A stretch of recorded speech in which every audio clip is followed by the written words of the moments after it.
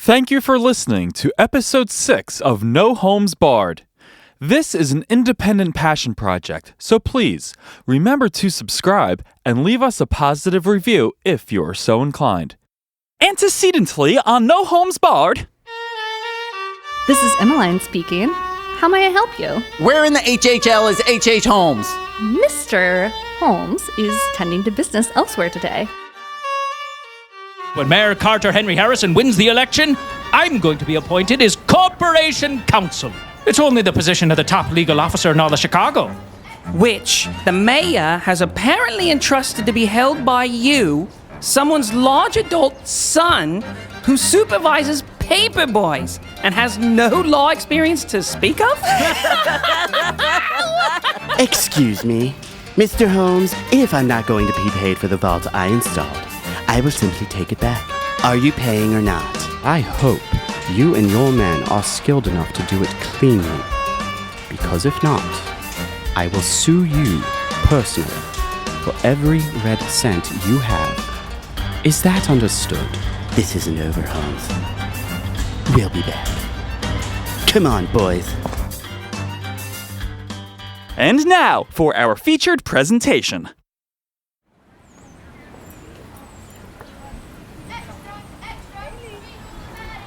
Sodden newsboys. I'll fix them. I'll fix them all. Oh, for they mock and they jeer, but soon they'll fear public servant worth a damn. For the Corporation Council's a position that I'll pounce on, 'cause I'm Patrick Prendergast, I am. Well. So we're not allowed to sing shanties, but it's okay for you. Methinks you've been projecting again, bruv. No, it's just a double standard, and you do well to get used to it. Mayor Harrison won the election thanks to my fervent support, and once I'm appointed to my rightful position as Corporation Counsel, I'll be doing plenty that you can't, or do anything about. So better get used to it. Is that what this is all about? You already do plenty that we can't do, Patty old bean. No need to flaunt your insecurity. You do make an impact regardless of the position you hold. What are you talking about? You're a revolutionary, Patty. As in, the amount you fail is completely unprecedented. It's inspiring, really. I imagine you'd have to go all the way to Ireland if you wanted to find another sentient potato. But thanks to you, we no longer have to. We should consider breeding him, in fact. Does anyone have a pile of dirt he could stick his seed into right now? Or, Paddy, are you still against the idea of us meeting your mum? One more word. Stop laughing. I'll put you both under arrest. I think you're mistaking the role of Corporation Counsel for the role of police, Patty. Didn't you have to bone up on American law before becoming a citizen? Everyone knows the role of the police. It's to protect and serve the interests of the ultra-rich while eagerly campaigning against their own class's interests. And being incredibly thin-skinned to constructive criticism. I imagine Patty make a fine copper, now that I think about it. Think about this. I'm going to City Hall right now to get my rightful appointment. And you're all going to hell for the corporation.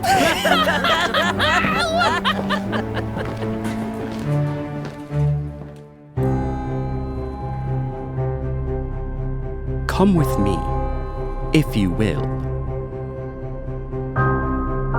I could not help the fact that I was a murderer, no more than the poet can help the inspiration to song, nor the ambition of an intellectual man to be great. I was born with the evil one, standing as my sponsor beside the bed where I was ushered into the world, and he has been with me ever since. No Holmes Barred.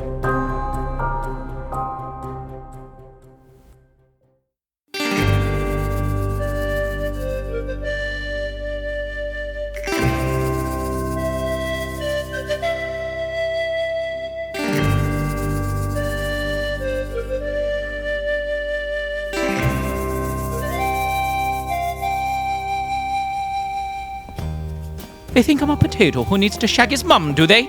I'll show them. I'll show all those newsboys.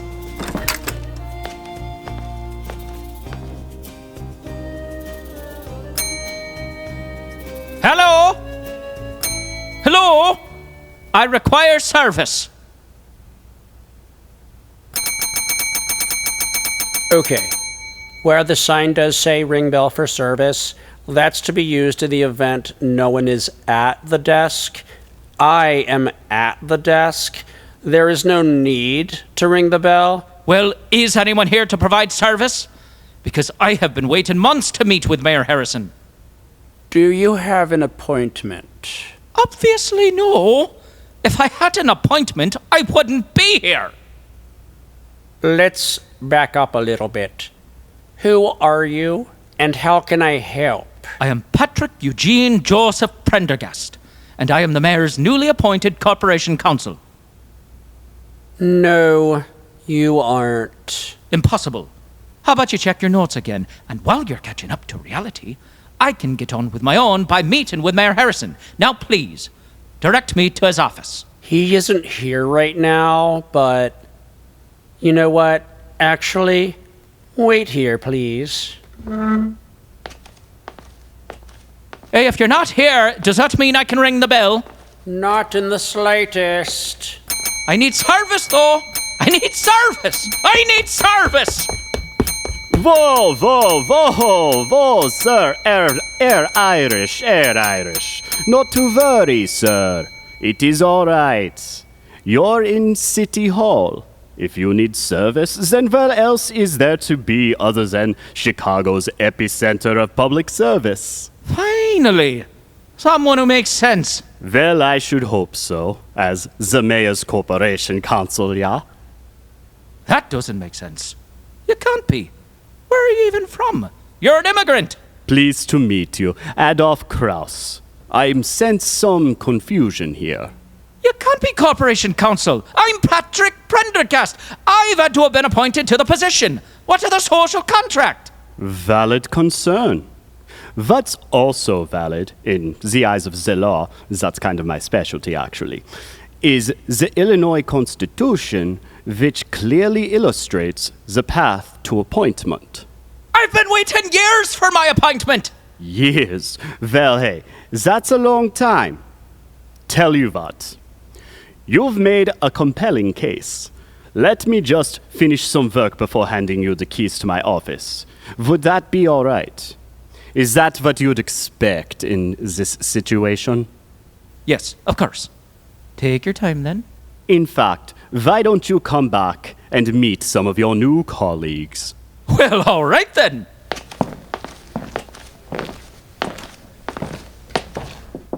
Say, fellas, I want you to meet someone very important. I'd like you to meet Mr. Forgive me. What your name was again? How do y'all do? My name is Prendergast. Patrick Eugene Prendergast. I'm sure the mayor has briefed you of my imminent arrival. Kraus, what the hell is he talking about? Well, of course he's briefed us. But just in case their memories are hazy, Mr. Prendergast, why don't you remind them? Certainly.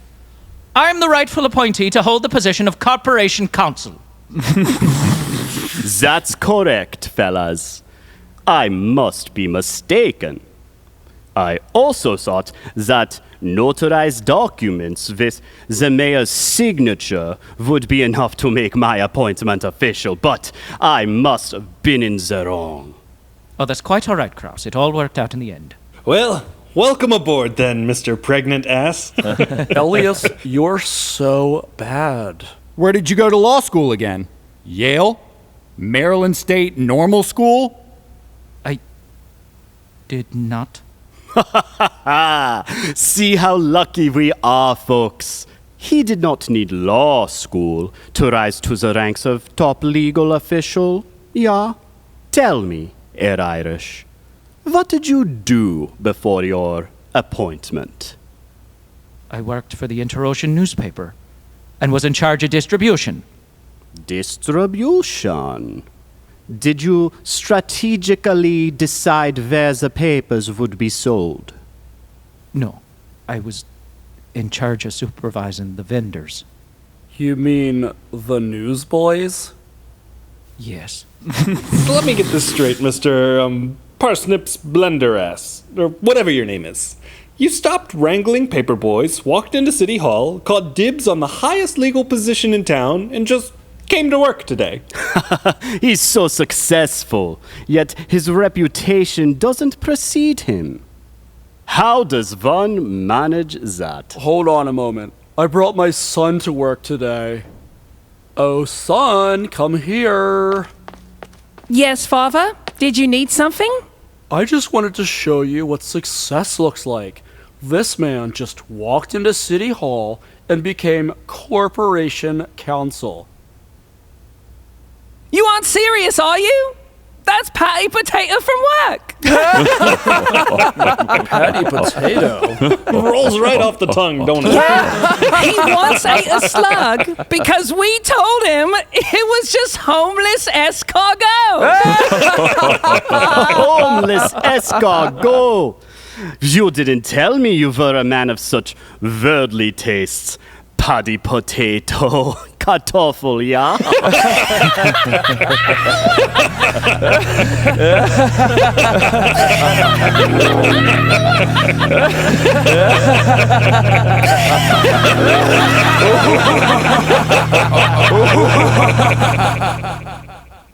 Yes, well, I'll be taking my leave now. Already? Give Mayor Harrison my best, since you've clearly had such a rapport with him. And don't worry, Patty. I'll be sure to let all of my co-workers know about your little visit today, when you definitely weren't laughed out of the room.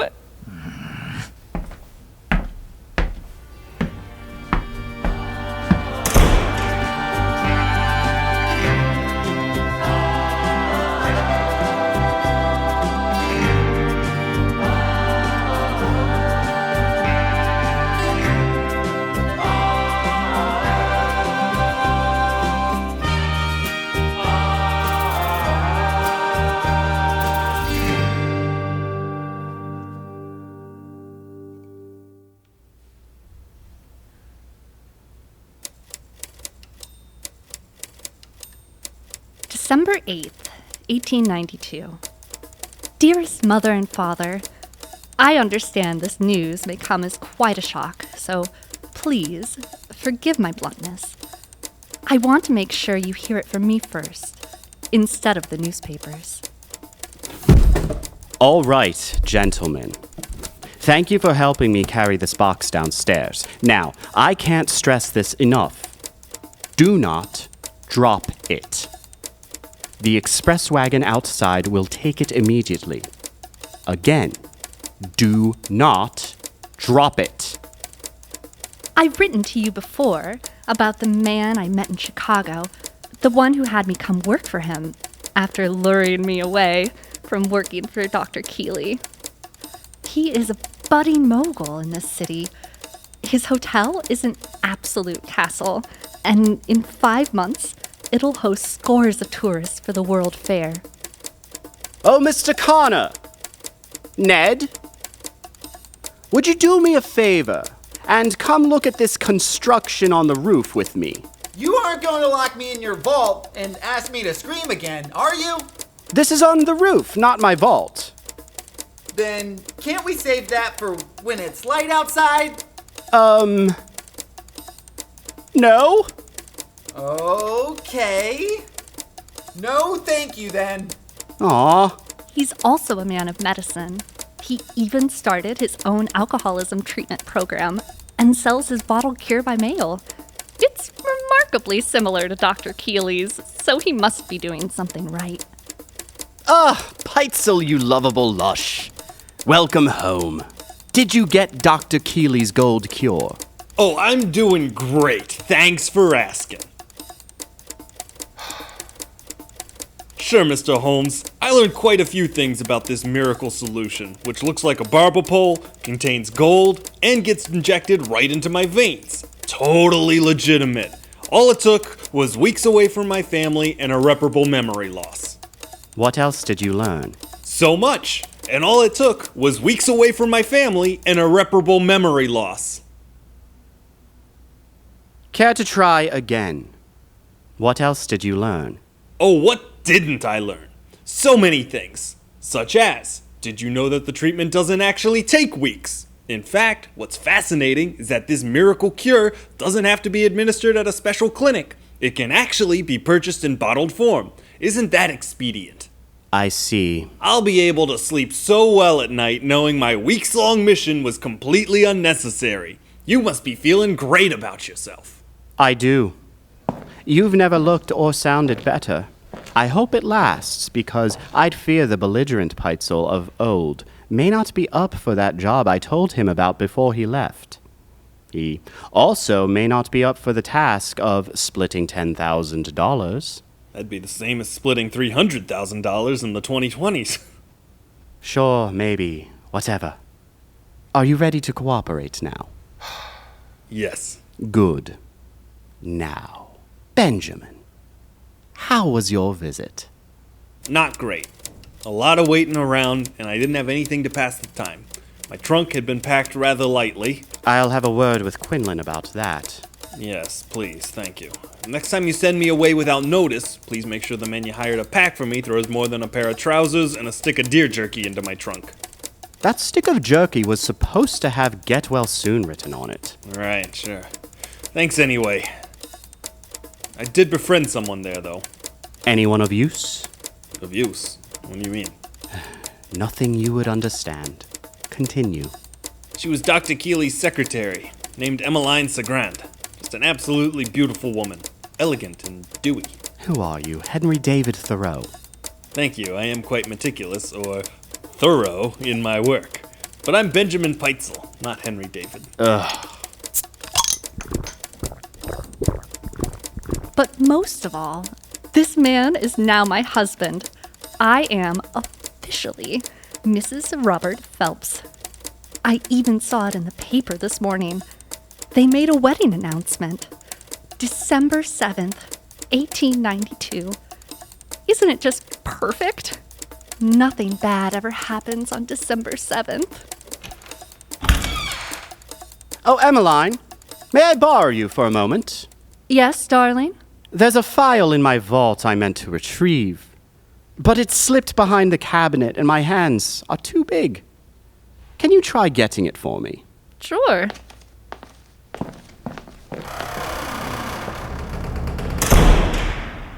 Darling? Hello?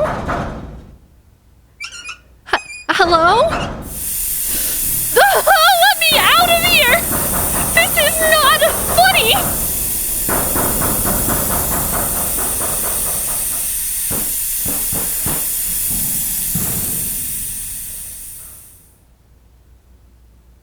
Apologies, sir. That box you had me carry down the stairs and into Mr. Chappelle's express carriage, it's so heavy. It's like a box of pure dead weight. Yes. I would say that's actually a pretty spot-on assessment. Again, please forgive the shock I'm sure this news has caused. Nevertheless, I assure you that it is good news. Everything in my life is situated in proper balance. All is perfect. And I can't be better. Love always, your daughter, Emeline Cigrand.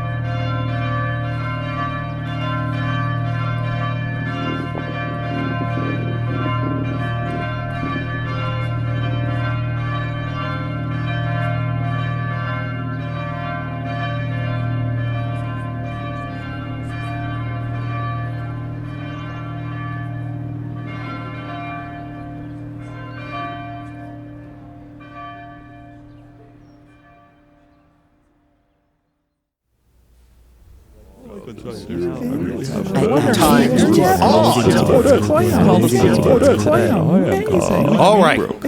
May I have everyone's attention, please? Thank you. We all know why we're here today, yes? To plan the World Columbian Exposition. No. But good guess. It shows me you're trying to think. Thank you. I've gathered you here because I've been asked for help by Mr. Cowie, who sits right over there.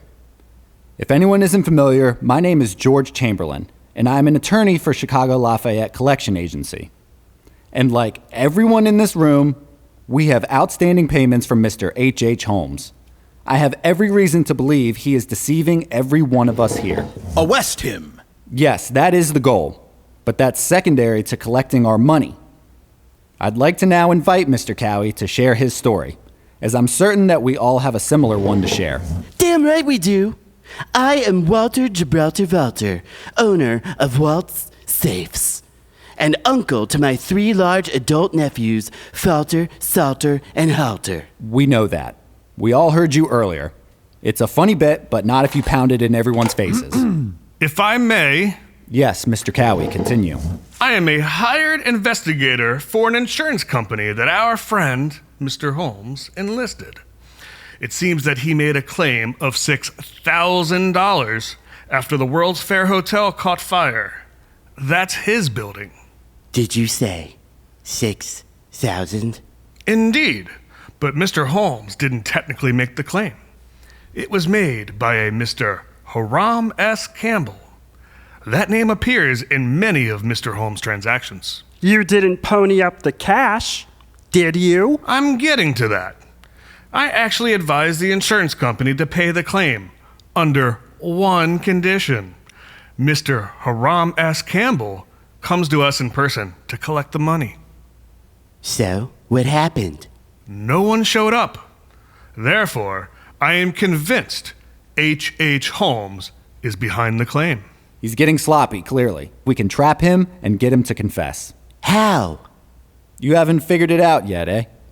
I invited him here. You did what? You invited him into a room with 24 collectors? You're gonna have a murder on your hands, Chamberlain. Nobody's murdering anyone. Aww. Can't we just murder him a little bit?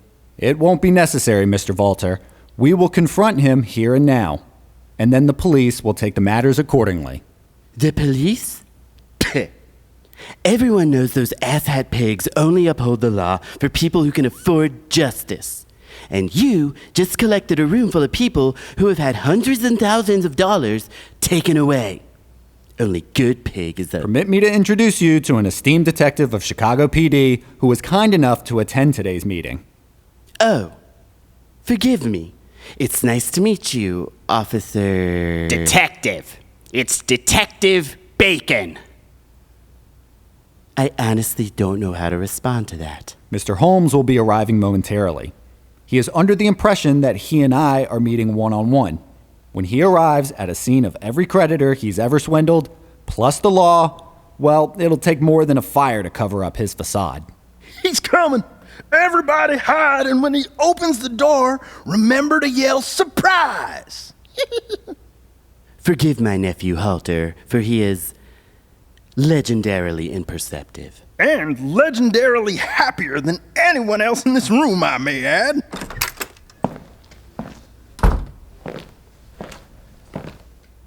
Oh, goodness. I think I may have the wrong office. Surprise! Oh dear. Where's our money? We'll accept a pound of flesh if need be. Speak for yourself, nephew. Empty his pockets. I beg your pardon. You still owe me $320 or a new vault, Mr. Holmes, or Mr. Campbell, or whatever you're saying your name is today. Oh, yes, it's Mr. Valter, correct. Forgive me, I am terribly sorry for my tardiness. Heard it before. You tried to blackmail me last time I tried to collect. Now, Uncle Walter, maybe let's just hear him out. What? We already have. Why are you even allowed to speak? Does he have a History of accidents, perchance? He dropped a safe on his head when he was 6, so it's impossible to know exactly when he became a dumbass. I think I'd remember a safe landing on my head. Gentlemen, I can see that you are all rightfully distraught at this situation. As a business owner myself, I understand the frustration behind late payment. Times are so difficult, and we're all struggling. Yes, well, that's all well and good, Mr. Holmes, but hard times is hardly a legal precedent to steal and swindle. I know. You are so right, Mr. Chamberlain, was it? And I can hardly fault you for arranging this meeting, even under false pretenses. Okay. I mean that. We're a city on the edge of financial ruin. Banks are failing. Workers are striking. And for what? To be treated like human beings? We're business owners. We hire labor, not neighbors. He has a point. He has a point. What he said rhymes. That makes it good. I can't stress enough just how sorry I am for being untoward. The financial panic this year has ruined me. I've been so desperate, and my biggest shame is that my desperate measures came at the expense of businesses in my own community. Your businesses. How can I even begin to repay you?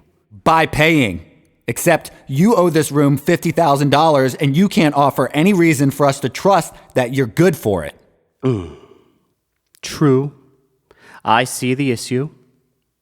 Well, how about, as a good faith gesture, I could perhaps secure another mortgage for my very own properties. It's over, Holmes. Every bank in town's either run out of business or only trust you as far as it can throw you. Perhaps I could offer another solution. And regrettably, while I cannot pay the sum of $50,000 today, I could conceivably pay $100,000 in due time. Oh, wow. Now this I've got to hear. What if, instead of securing payment, I could secure an investment opportunity of a lifetime?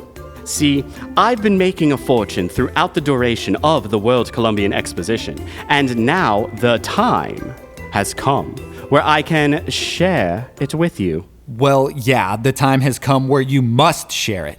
That's how getting caught stealing works. And if you're so prosperous, why haven't you paid us back? Semantics, gentlemen. But the fact remains that my World's Fair Hotel has been full since it opened.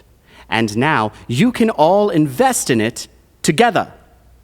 Why would anyone give you money ever again? Because it's money you won't be spending on future vacations and lodging. Face it, gentlemen, inflation is only going to get worse, and sadly, this shakedown you've brought me to won't be the only one you'll have to arrange in the coming years. Times are tough. Times are tough. So I'm offering you stays at my hotel for one fixed rate for the next 30 years. All you have to do is coordinate with each other when you'll be staying in the rooms I've set aside. And after you make your initial down payment on a room that is essentially yours for 30 years, you can have it paid off in no time with an APR starting at 20%. Best of all, it will be a shared experience of your time together. Yes, well, let me just run that dubious offer from a dubious liar by the room full of people he's defrauded. Gentlemen, what do you say? Shall you give the huckster even more of your money? Gentlemen? Well, times have been hard for all of us. And they are getting harder. And time is of the essence. But the hotel he's selling you was just set on fire. It's barely even there. I can't believe what I'm hearing. Mr. Cowie, are you going to back me up here? Well, perhaps I've been a bit of a monster in my righteous rage. Maybe we could just forget the whole thing? Dear God. Mr. Holmes, please wait outside for a moment. Of course. I'll wait for your instruction to re-enter. Thank you for your consideration.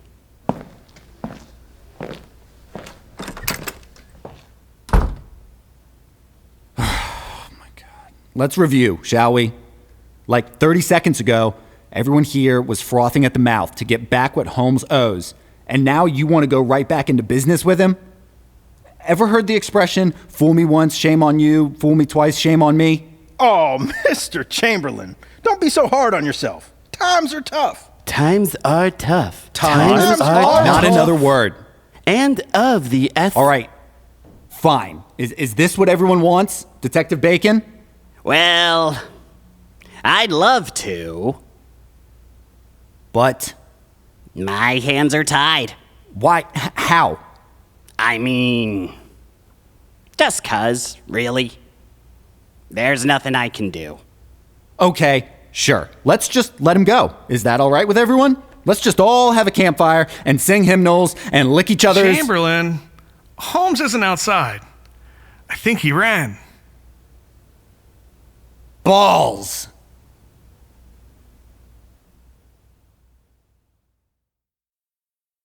Thank you for listening to episode 6 of No Holmes Barred. This is an independent passion project, so please remember to subscribe and leave us a positive review if you are so inclined. For bonus content and information on No Holmes Barred events, please visit noholmesbarred.com and sign up for our newsletter, Your Murder Castle Mailbag. No Holmes Barred was written and directed by Daniel Ciarrocchi, recorded, mixed, and mastered by Evan Kornblum. Additional tracking and production courtesy of Still Thinking Productions and the Coniferous Lounge. Episode 6 of No Holmes Barred features Daniel Ciarrocchi as H.H. Holmes, Adolf Kraus, and Walter Walter. Matt Gall as Patrick Prendergast. Jenny Kessler as Emeline Cigrand. Jacob DeNobel as Ben Pitezel. Alex Bond as Ned Connor and George Chamberlain. Robby Priego as the Newsboy. Joe Bird as Cowie. And additional voices by Steve Bortz, Dave Heilker, Evan Kornblum, and Matthew Richardson.